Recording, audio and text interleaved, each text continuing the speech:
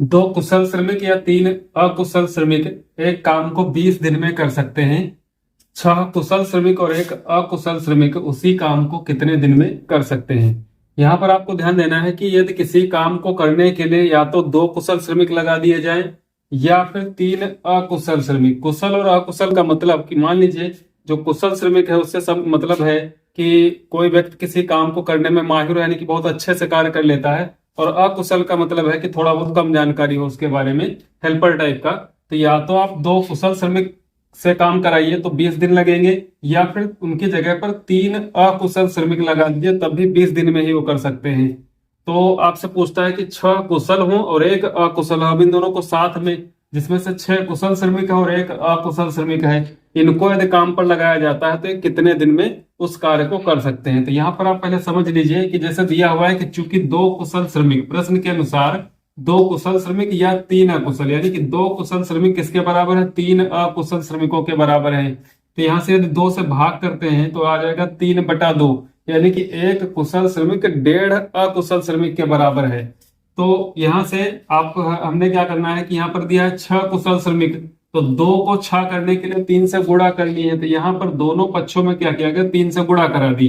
तो 2 कुशल श्रमिक गुणे 3 कर दिया गया, 3 अकुशल श्रमिक गुणे 3, तो 3 दूना 6 हो गए कुशल श्रमिक, बराबर हो गए 9 अकुशल श्रमिक। तो यहाँ पे ध्यान दीजिए कि जैसे यहाँ पे 6 कुशल श्रमिक थे तो वो 9 अकुशल श्रमिकों के बराबर हो गए।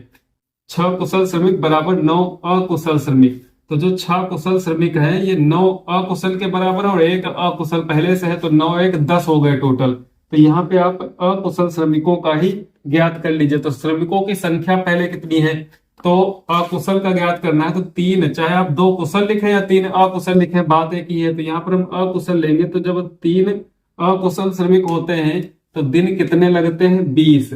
इसके बाद ये जो दिया हुआ है कि 6 कुशल और एक अकुशल, ये दोनों मिलकर के 6 कुशल किसके बराबर है, 9 अकुशल के, और एक अकुशल यहाँ से, तो 9 1 10। यहाँ पे आपको संख्या कितनी रखनी है, 10। तो दिनों की संख्या हो जाएगी x। अब ध्यान दीजिए कि श्रमिक पहले 3 थे, अब कितने हो गए, 10। तो ये तीर का निशान ऊपर की तरफ रहेगा क्योंकि श्रमिकों की संख्या बढ़ रही है।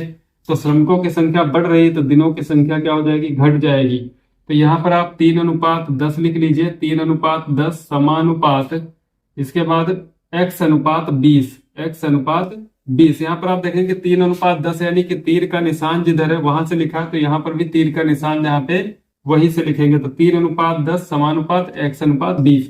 बाहर वाले पदों की गुणा बराबर अंदर वाले पदों की गुणा, तो 10 × x जो कि अंदरूनी पद है बराबर हो जाएगा 20 × 3।